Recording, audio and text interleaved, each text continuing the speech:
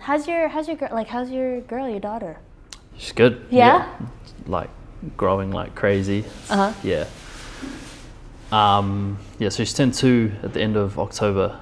So she's like trying to learn 2 languages, sort of mixing them together, and very cute, very energetic and just bouncy. But it's just my whole like joy right there. Yeah, and it's crazy what, parenting's done. Yeah. For me, yeah, definitely. Have you has it affected your game? Like, how has that shaped you?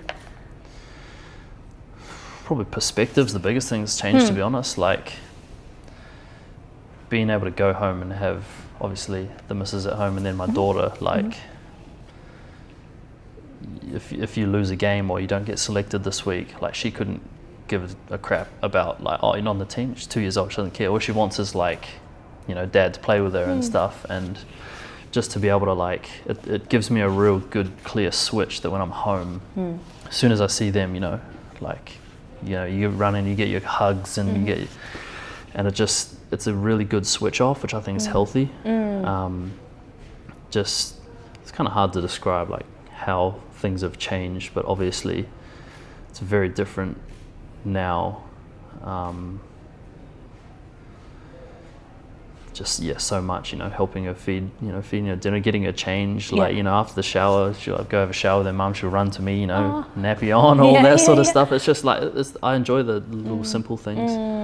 I have a short temper for some reason when it comes to eating. Okay. For some reason, like that's my trigger. Like I get really frustrated with her if she doesn't eat what her mum makes her. It's quite funny. Like I'm relatively chilled out with a lot of things, but I've noticed myself, probably my wife more than me, to be honest, that that's just one thing that I don't know. It just ticks me off a bit when she doesn't. She's like, you should eat your food. Yeah, your mom made it for you. Her mum might say, okay, she loves fruit. Like fruit is her like whole world. So it's like, okay, we'll give her some fruit. She'll eat that, and I'm like, not until she's eaten this. Oh, so it's not even the ice cream. It's like the budo, the grapes. Yeah, exactly. That's she so loves cute. all her fruit. Yeah. That's so cute. And it's massively challenging to keep. Obviously, there's keep them away from screens and stuff as much. We look at. Our parents probably talk about when they grew up, but even when I grew up, it was a lot different. Like I might have gotten a phone, like a smartphone, when I was, I would have got a smartphone maybe when I was 14 or so. Yeah. But now it's like common that, kids have iPads and stuff, and to try and sort of draw them away from that, I don't think it's, great for them. So as much as possible, and her mum's really good with it, obviously she watches some like TV programs. We try to, get some English into her that way. Bluey? When I'm not at home. Bluey, yep, that's one of them. Yep, the Wiggles, all that sort of stuff. So that's another challenge, and it's a very different sort of generation now, and with how you try to raise kids. And I'm very much in the learning stages myself, but I just try to do what feels right, and Were you? Because she's still 2, so she's quite young. So you're rookie father? Exactly. Very much learning just as I go. Was that stressful? Excuse me. Was that stressful for you? Like, you're like, oh, like how am I supposed to manage being a father and being a husband, playing for the national team? Like. And a lot of, obviously, my wife supports me in like it's just such a massive way. I couldn't even describe how, she's understanding of the career path that I've chosen and what that demands in terms of time away from family. I'll be away for like 6-7 weeks at a time sometimes for these camps, and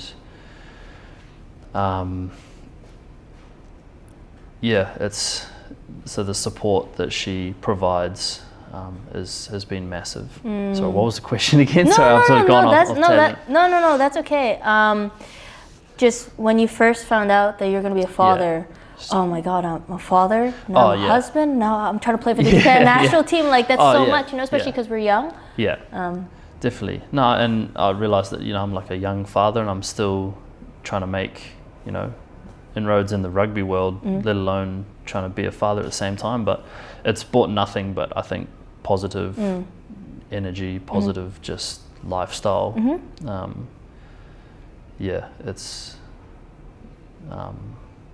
just the way that I've been supported, and even from Eiley, you know, she's 2, but she doesn't realize how much she also gives me, just in terms of the joy and love that I feel. And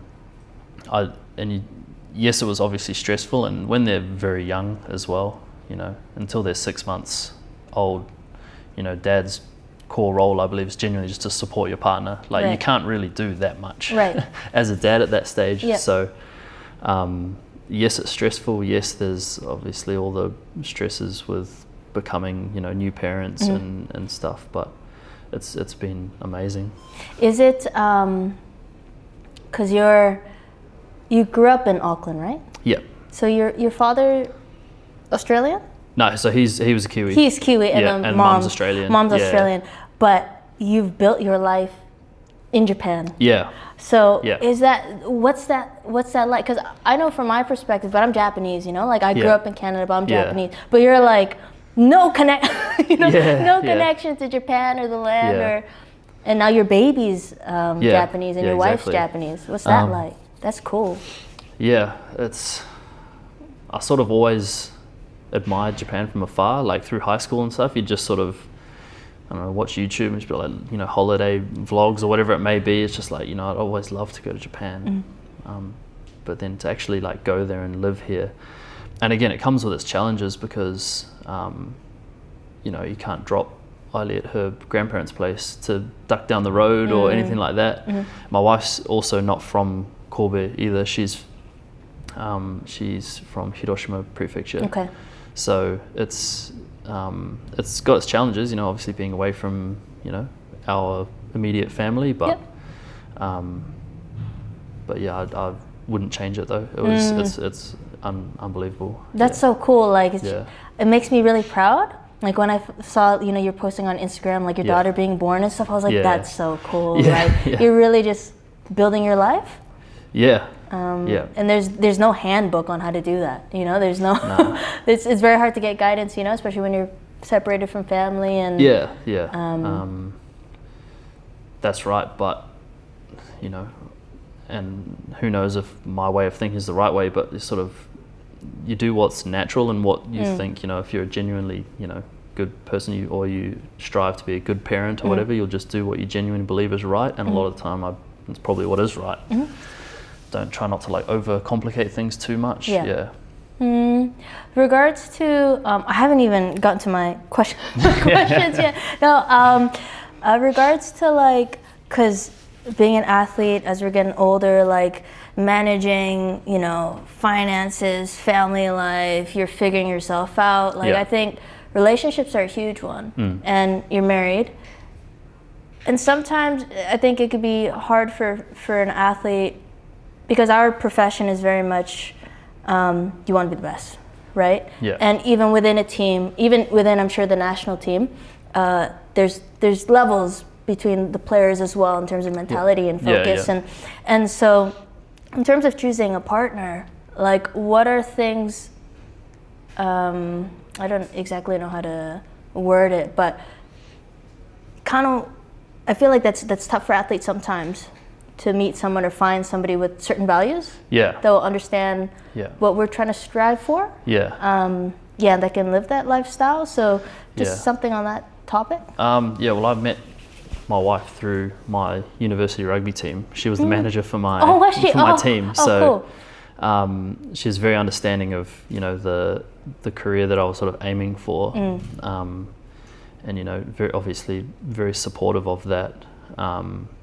And it just so happened that we like share a lot of the core values around family and also the way that how tight-knit her and her family are. Like that's a very attractive trait to me. Like she values family and she has really good relationships, really sort of, just kind and those sort of words I'd use to describe her. So it's incredibly important. I wouldn't be able to, you know, go out on tour and she pretty much just holds it down. You know, back at home, she's doing everything. She's, you know, got a massive job. But I think and a lot of the time if I'm away, there's not a lot I can do about that. But what I can do is just be really conscious and grateful for what she does provide. And I think having an awareness of that is really important, because it's ultimately me that's putting a lot of that workload onto her. So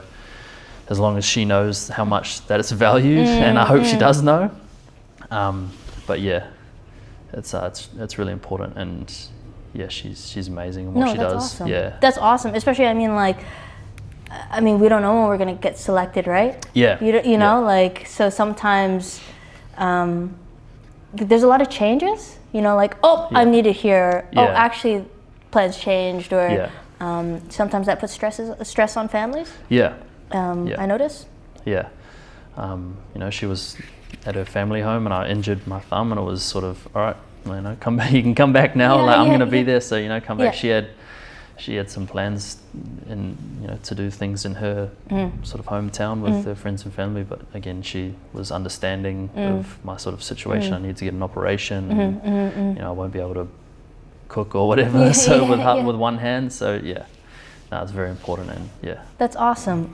Sounds like you guys are a really tight team. Yeah, no, I think we're doing pretty well for the stage. No, it's awesome. No, it's like I really respect you guys. I'm like, because I'm a 99. Yeah. And you're 2000, right? 2000, yeah. Yeah, so I'm just like, how is he? Wow. like He's applause. already doing this. Yeah. In terms of when I think of, just a bit of a different topic, but when I think of like decision making and leadership, what's a leadership lesson, because you're obviously a leader, what's a leadership lesson you've had to learn the hard way? Had to learn the hard way. Yeah. Well, it's funny, like I wouldn't exactly say I'm a leader in my current teams at the moment. I'm very much still trying to sort of, at the Steelers, you know, I've played a lot of games, but you compare what I've done in the rugby world to someone like Brody, who's our captain, or even Sunshin, who's, you know, a year younger than me, but still he's, you know, with this international, you know, standard play that, you know, but a lesson that I've learnt the hard way, a leadership role that I did have was at university in Japan. I was the vice captain of my team. I worked with our captain, was originally a baseball player, but he just had and he wasn't the greatest footy player. He didn't really play many official games, but he was an unbelievable human in terms of just setting an example of how you should train, a work ethic and those sort of things, and the importance of earning the right to sort of point the finger. Early in university, it was one training where sort of the boys had finished up, I was injured and I'd been on the side. I had some really strange back issues in my first year, and it wasn't long after arriving, there was this one training, one thing I could do was line outs. So everyone finished this sort of grueling training and everyone's, you know, really tired and stuff, and I said, right, let's go do some, you know, extra line outs, me sort of eager to do something. And no one really showed a lot of, no one reacted to what I was saying, or no one was going to help me out. And I was like, guys, we need to be better than this, you know. You guys aren't willing to work hard. And here's me sitting on the side for like an entire training session, watching these guys, you know, doing their running, doing their, you know, contact drills and stuff. And one of the older boys, he just said, well, what have you been doing? And I was like, oh, shit, hold on. Like, you've been sitting on the side. I saw you sitting in the coach's chair. That was something that you don't do in Japan. You don't sit in the kantoku's chair. I was the first foreigner at my uni, so I had all these little miniature rules that I had to learn. So a leadership lesson that I'd learnt was to be able to point the finger and say, you got to be better, or you got to do better. You got to be doing those things yourself. So you very much have to earn the right by, you know, the process, doing things, having the right attitude towards training, doing training and training well before you can then look at the person beside you and say, you're not doing enough, or you're not good enough here. So that's probably a lesson that I've learned the hard way. Definitely got an earful from some of the older boys, which they're right for. And I'm great mates with those guys now. And I respect that, even though I was the new kid in town and I was the first sort of import to the uni or whatever, he just stood by what he knew and he said, nah, like, shush, like that's not how we roll here. So Did that like lesson click for you right away, or did you have to think about it a little bit? I had to think about it. My first reaction was, it's like, well, stuff this guy. Like, I don't want to talk to him anymore. And I sort of had to cool off. But when I did, you know, and I spoke to whoever I may have spoken to about it, and it's, you just reflect on it. It's okay, this is what he meant. You know, he meant it the right way. No one's attacking me.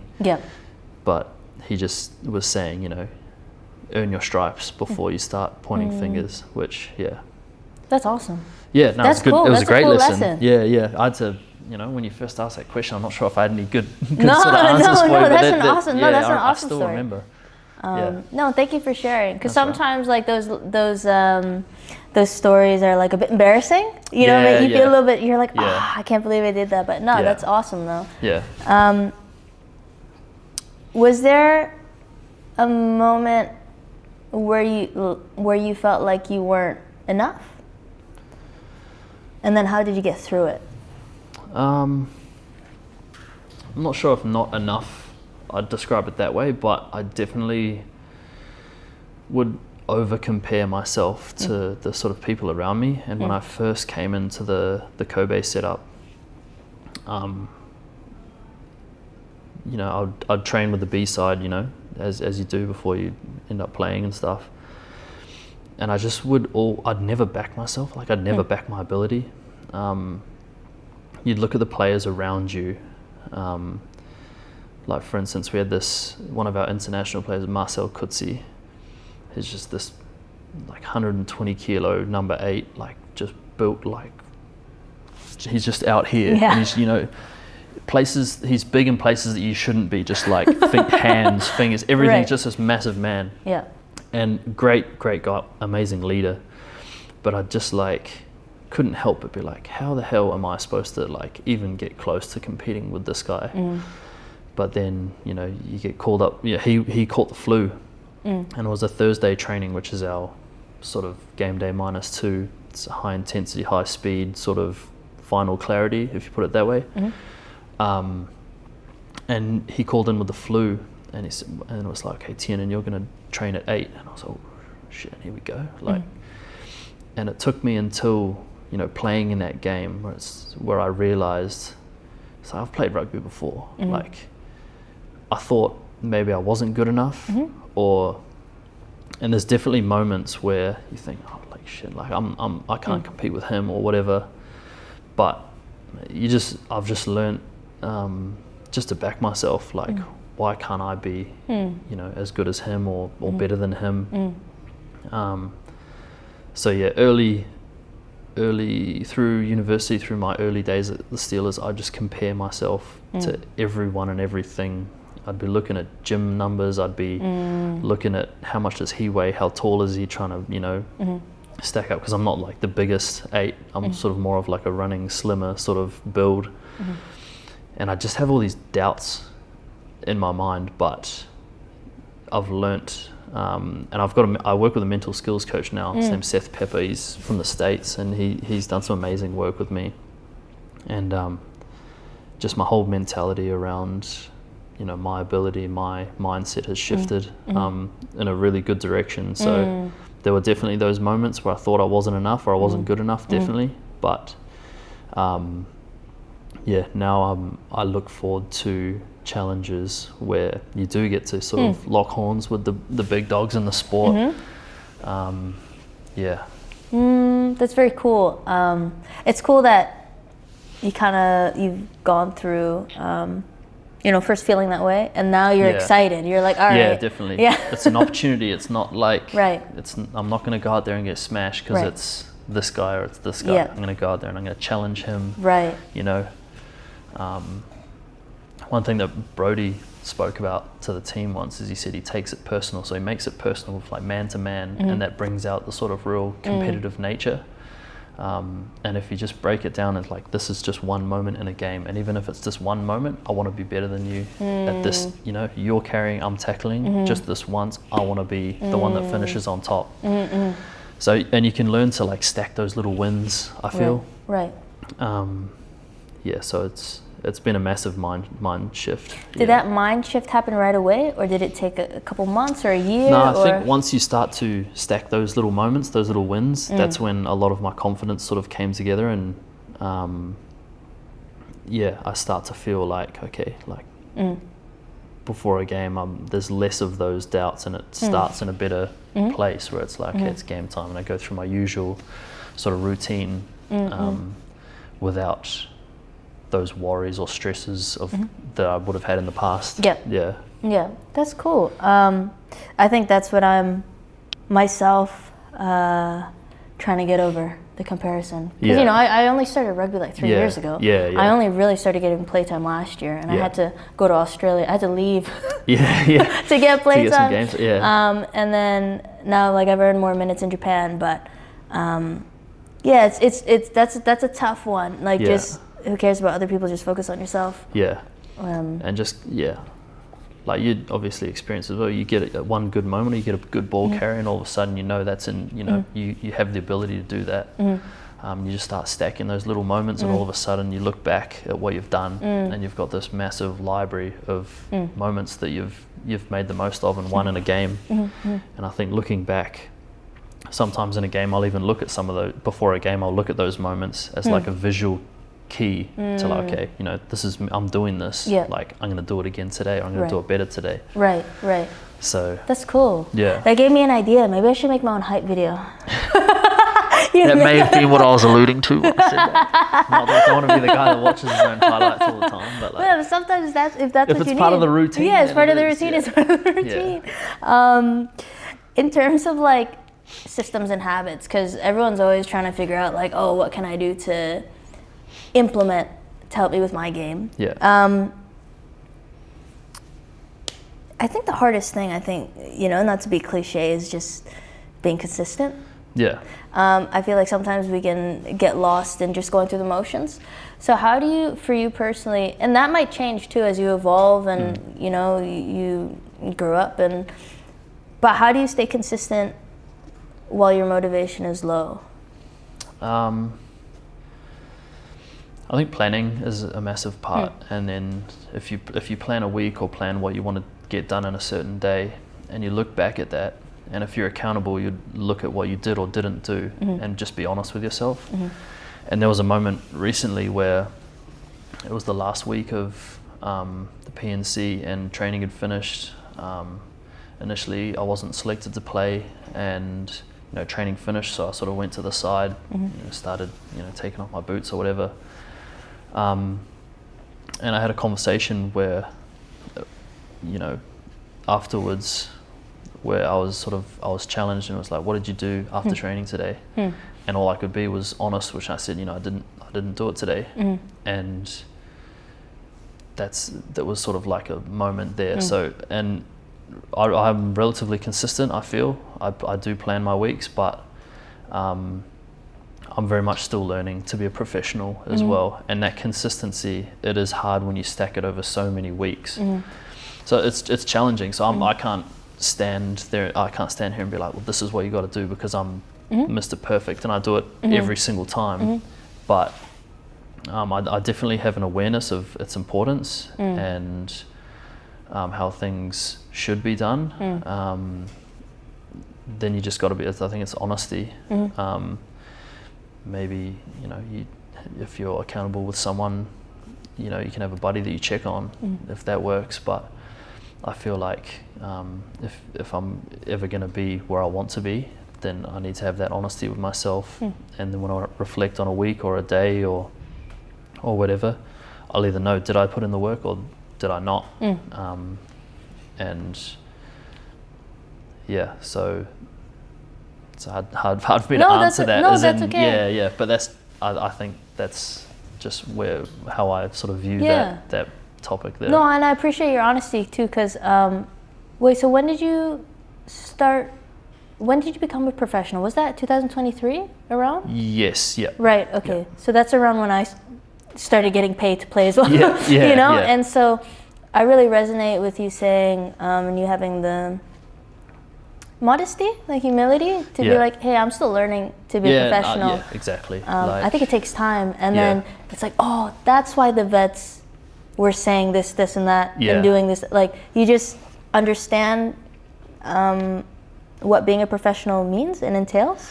Yeah, I think I have a much better understanding, and now it's just how consistent can I be, and how accountable can I hold myself to, you know, just day in, day out. And a lot of the time that's quite easy when you're sort of in the same environment the whole time. So through a Kobe season, I feel like I'm really good. When things change, when you travel, when you don't have your facilities that are always available to you, that's when you have to get a little bit creative sometimes. And you look at someone like Leach, who just, you almost think it's weird, some of the stuff that he does. Like, I got up and had breakfast in London, and I look out the window and he's like rig out in the ice bar, and I'm like, why don't, you know, I could have thought of doing that. And all of a sudden I'm looking at myself like, oh, well, you know, he's doing more than me. Like, that's why he's played 92 games or whatever. Right. There's definitely levels, and I think he's the prime example of a professional. You know, he's got the balance, but sometimes when you're on tour, it's harder to think of, you know, how can I fill in this? You know, I'd usually be doing a pool session on my recovery day, but we got to travel. So what have I got to do to fill that gap? Right. You know, does the hotel have a pool, or am I going to have I'll go for a walk? Am I going to do a stretch after that and make sure that I can sort of bridge that gap?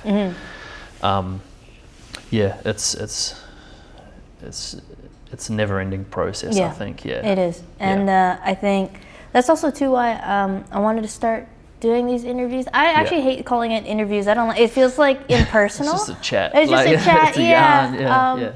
But because I do really think that, like,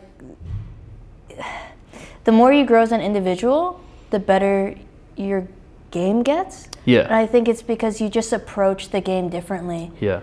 Your values change, and so you do things with a certain type of intent. Yeah. At least for myself. And that's how I feel. And also, to be quite honest, like, I don't, it just so happens that I'm an athlete and you're an athlete, but I care more about the person more than, oh, how many calories are you intaking, and like, what time do you go to bed? It's like, I'm not so much interested in that, more so, just who the person is and stuff like that. Just a few more questions, that's okay. Are you okay with time? That's fine, This is a really interesting one, like, in terms of growth and evolution. So we're always changing, we're always growing, our values changes, but what's one thing that's never changed about you? That's just so Tiennan, ever since you were, I don't know, since you were younger until now?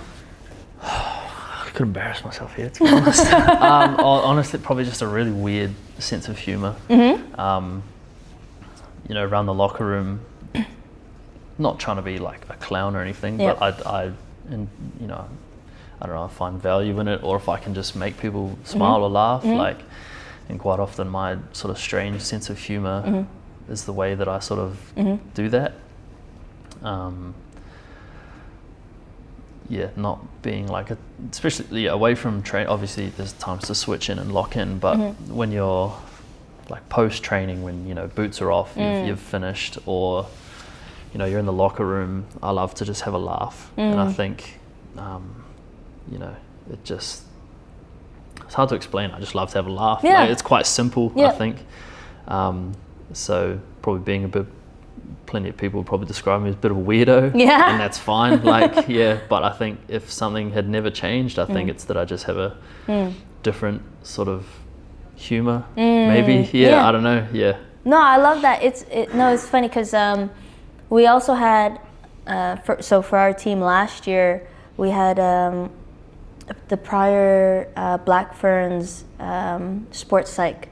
He came to help our team out, and he went around the room and he's like, I think he asked, when you hear the word joy, what comes to your head? And I'm like, and he pointed at me and I'm like laughing. Yeah. Like, and some girl said rice. Like, you know, like everyone has their own like completely different. Some girls said like, you know, the rugby thing, like scoring tries or whatever. But no, I also resonate with that. I think laughter and humor and all of that stuff, it really just, it's important. Yeah. Keeps you healthy. Definitely. Especially like, you look at a camp and some of the like grueling trainings that you have to go through, like there's some tough trainings, but honestly, one of my favorite things about rugby is like after you've done like a real hard session, and you know, I know physically there's a lot of that like those dopamine, the stimulus happening, but if you just sit down, have a yarn and talk some shit with your mates after training, that's one of the best things about rugby. I honestly feel like having, like, first of all, you make like great friends, but then just having a yarn after training, like after a hard training, I feel like everyone's just in like a, you know, it's either so hard that everyone just wants to leave, or you know, if you know, after you've run your shuttles, you've done whatever, you just have a yarn and you have a laugh, and I think that's great. Yeah, and it's important too, because I don't know, sport's so weird. Like you're friends with, you want to be the best, but then you have to be friends with the people you're competing with. It's like, it's just such a weird dynamic, and I think the laughter helps tie in everything together. So I love that part about rugby too. It's a little bit more relaxed in a way. Could be Kiwi culture as well, I'm not too sure. What's a lesson that just keeps showing up for you?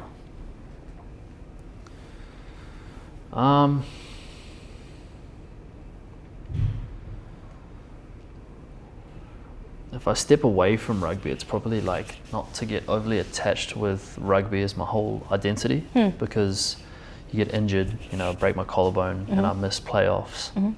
All of a sudden I'm not in that big picture. This is the glory part of the season. And if everything about me is footy and being that guy, and the same thing happens, maybe miss selection one week in Japan, and yes, I'm trying my absolute best to get selected, but when it doesn't, you can't let that be you can't be so attached to your rugby performances and sort of, you know, that side of things, that when you try to step away, you still feel crap about what's happened. And that's where my girls have really sort of helped me there. But it's hard to describe how much obviously rugby means to me, but that there's a time to switch on, switch off. Sometimes you just need to push it to the side and be like, hey, I play rugby. I'm not just a rugby player. You know, there's also these great things outside of rugby in my life. And I think that sort of goes hand in hand with injury. I missed out the end of last year. I got a sickness and I was sort of in hospital with breathing problems and lung problems or whatever. And I missed the Europe tour, and it's like, well, I'm not in the Japan team. I'm not that guy, but you know, it's fine. I don't have to be that guy. You know, I'm me. You know, people that are close to me or love me, they appreciate me for who I am. I don't need to, you know, if I don't play in this game, it's not like I'm a worse human. You know, it might. And then that happened again with my collarbone. I missed out on the playoffs. It's like, okay, I'm not in the picture anymore. Like, am I still relevant? Am I, you know? And then again, I've injured my thumb and I've missed another couple potential games.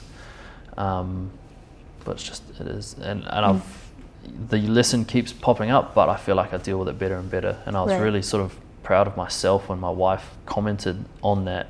She said, you know, previously because injuries are inevitable in the sport that we play, and she sort of just said to me, you know, I really feel like you're dealing with this a lot better now than you might have previously, and that was really important for me because it shows growth and that I'm not just a sad sack around the house when I'm not playing footy. So that's probably a lesson that that's awesome. Sort of keeps popping up. That's cool. And it's so tough because you put your whole life into it, and like it's you my wouldn't trade. be, it's what I do. But but it just can't be the entirety of who I am. Yeah, for sure. And don't worry, when I say, it was so funny, one of my teammates, Mio, she's like, for the women's game, she's a legend, and she's retiring this season. But I said, I can't remember. I think she's like, oh, I went to Osaka to watch the game, She's like, oh, she mentioned you. And I'm like, oh, Tina? And then she's like, yo, Tina, you know Japanese, oh yeah, Tina. And I'm like, yeah, Tiennan, I trained with him once. And then she's like, oh, you know him? So don't worry, you're relevant. Okay. You're very relevant. I'm going to sleep at night now. But yeah, it's it's just cool. I mean, from the outside looking in, it's just like you're sick. You're sick at like rugby, but it's hard when you're in your own shoes. To sort of like deal with everything. Is there, just a couple more questions, but is there, this might tie into what you said before, but is there sort of a belief that you had to let go for you to level up? Let go. Sort of let go of, like you kind of just like, sometimes we're attached to things and then it kind of inhibits us from going the direction that we kind of know we're supposed to go to. Yeah. I think comparison would be one thing. Right. Yeah. I know I already touched on it. That's okay. That's okay. Yeah. But let go of comparison, just like we're all built differently. Like I might play the same position as Lua from the national team. We might both play 8 sometimes. The way that he makes gain line, the way that I make gain line, like he'll just empty dudes out and like just run over. He's knocking dudes out when he's running because he's just this solid, like physical ball runner. But I'd back myself to have better footwork or something. So there's different. So what's the point in comparing myself to him if I'm in university and I've seen he's the 8 at that time and place? Well, there's no point in me comparing because we're different people. Like we're different players with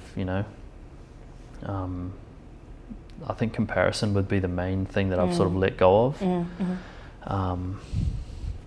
There'd probably be I guess there'd be more things that are just not really jumping into mind right now. That's okay. That thing that sticks out though, comparison. Just I think it's important though. One of my mates says something. It's like comparison is the thief of joy. Yeah. Maybe. Yes. I think that's what he says. That's a good quote. Yeah. No, it's true though, and my teammate from Kenya, I think she was like the best African sevens player at that time. She's like, Reina, because I'm like, this is when I was fresh. I think I'm only like 3 months in. She's like, Reina, don't try to be like anyone else. Just be you. Yeah. It's vain. Very simple, but like effective advice. I think. Yeah.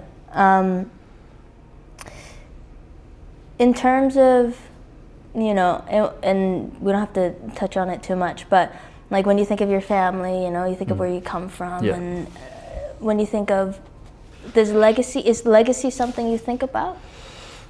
Not really, to be honest. Like, I want to build a legacy for my own sake, but it's not like the sort of fame or status that comes along with that's not really a motivator. If I could have the career that I dream of having, and play this many caps for Japan or this many Steelers caps and whatever you strive for, I think that myself looking back on that could be proud of an effort or proud of the consistency that I showed to produce this career. But it's not like I want to. It's not like I need GOAT status. Like like I don't need to be a conversation point as long as again, self accountability. Just looking back, it's like how did I hold myself as a footy player, as a man, as a dad through this whole stage of my life. When I look back at a lot of stats or whatever may reflect that, but it's more of a personal thing for me. So it doesn't not matter because I want to strive for great things in the sport, but I don't need the whatever may everyone screams Leach when he catches the ball, like, which is awesome. Like, it's unreal, like the fact that everyone jumps on that. But like he's a genuine like rock star in Japan. yeah, that's not really what motivates me. Yeah. Right. You've done like a lot of media, and I'm sure you've been asked like tons of questions, and I'm always curious if there's a question that you wish you were asked, or something that like you feel like should be touched on more, or. Not really. I haven't, to be honest, I haven't really done media outside of like post-game interviews or whatever. Yeah. So this is my first time doing this sort of thing. Oh, cool. Thank you. Yeah. But something that people I wish would ask. Or it doesn't even have to be that. It could be just like an insight or something that you think is like important, or something that's been on your mind lately, or.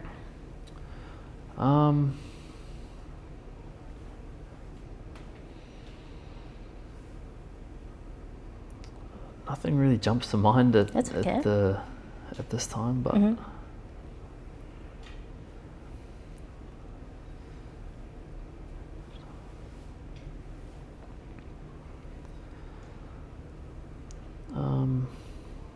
and if there's nothing, there's nothing. That's okay. Yeah, no. On the other hand, a question that does sort of come up a bit is, why you start playing rugby, and I think just in terms of why people start or why kids start playing rugby, I followed my two older brothers that played. My dad reffed games, so it's just like, but just the enjoyment. You might give a flat answer and like the why'd you start rugby? My brothers played, but just the importance of really nurturing the sport and realizing that this whole chain of players and excellence that goes up all starts these little 5-year-olds playing ripper rugby or tag rugby or whatever you want to call it. But just how lucky I am to have had the experiences when I was really young, just pure enjoyment of the game. And there's a lot of stress and stuff that comes in the game now with being a professional, and simply put, you can say my life depends on performance a lot of the time. But I suppose what's not touched on is just the importance of enjoying your footy as well, especially from a young age. I just really look back and have these like great memories of meeting friends and everything from a really young age, and that was that's the roots of what has made me a rugby player. It's just so all through the age grades and stuff, I think just enjoy the importance of enjoying rugby. Maybe that's, if you could just simplify it, I'd say just enjoying rugby and sort of realizing the importance of having fun, especially from those young ages. How do you keep it fun because sometimes it's not very fun? Sometimes it's outside of the actual rugby that's the fun part. You can, as I said, one of my favorite things is talking crap with your mates after a hard training. That can be fun. You go out and you have a couple beers with the guys after you've won a hard fought win or something like that. A lot of it comes from, I suppose, team culture and a lot of the individuals that I'm lucky enough to be surrounded with. I've got great teammates. Like, I love so many of the boys that I get to play with, both in the Kobe and Japan setups. I believe that a lot of the people that I play with now will be sort of lifelong friends. That's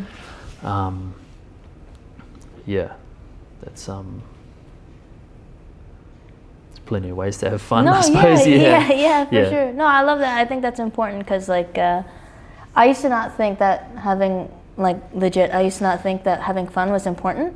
As long as you're getting better or you're training hard or whatever. But no, it's like, it's not sustainable. Because I've been that way for so long, like, just very, like, like Japanese style, like, but then I got really sick and then realized, I need to chill out because my subconscious is not it's just like not my body in a good place. So I just need to, like, find a new style if I want to keep at this for, if I want to have a good career and a meaningful one. But Matt, is there any open floor to the cameraman? Any questions? Or anything cool that stood out? I know you're taking pictures. About, like, you know, the experiences playing in New Zealand, obviously you came here and started at a pretty high level, and you didn't necessarily go through the, I don't know, provisional whatever things back home. Yeah. How you adapted to, like, you know, back home you knew everyone, and then coming into it it's like a completely different thing, right? You're learning the language. Yeah. It's not as the voice, it's like... Yeah. It's a great question. Obviously I didn't, it was a massive decision for me to come to Japan. I had pretty limited knowledge on the country, you know, I didn't speak the language or anything.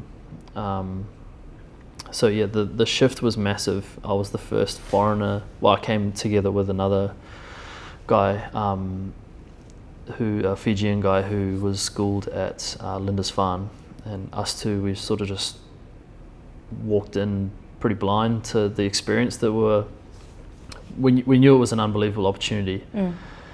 But that's the shift again. A lot of it, you get your learnings from getting things wrong.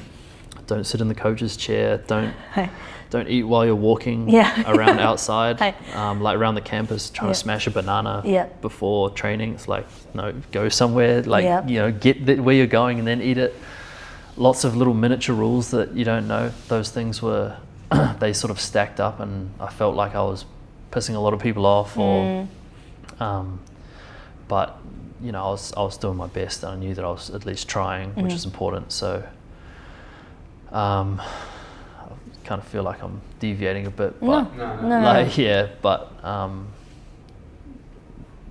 think just being a learner, not just in terms of the language, not just in terms of, you know, footy and connections, because yes, I couldn't speak to my teammates, but you know, I just worked hard on my language early. And there were some boys in the team, like there was this one of my senpais, Horino, who was 2 years old above me, and he was just like the most, like, he's just big solid dude, played in the front row, but just the like most soft spoken, like genuinely just kind person, you know, and he and it wouldn't have been as fun for him, like I couldn't have, you know, proper conversations or whatever, but he'd just spend time with us. So but just putting in time and effort, I think, because you can always control what you put effort into, and if you're genuinely conscious about making better connections, or, you know, I'm not going to get better at the language if I don't actually try. So how hard am I actually trying? And although, like, it was tough, the whole, like, classes that I had to go through, but again, it's very important that I did do that, because now I hold, you know, I wouldn't be married to my wife if I couldn't speak to her properly. So it's all paid off massively. Lots and lots of lessons. It's tough. I mean, to go from a environment that's a little bit Western society, I suppose. To go into a Japanese, where you have to think about everything and everyone all the time and consider so many different things. Even for me, it was like it took a while for me to adjust. And not losing who I am in that process as well. Like being, obviously, I'm not Japanese, and I'm never going to be Japanese, but very much respect the cultures and just the way society runs, but just having a balance of, you know, yes, I speak the language and can conversate, but I realise that I'm not Japanese. I don't look Japanese, and but in order to put on the Japanese jersey and play with pride, there's got to be there's got to be a level of which, you know, I'm proud to and very grateful for the opportunities this country's given me, and the hard work that's led up to the, you know, opportunity of actually putting on that jersey. So I feel like there's a lot of sort of balance involved, and just massive learnings that you need to take on board. No, but that's awesome. That's cool. I'm good. Are you good? That was awesome. You did awesome. Great job.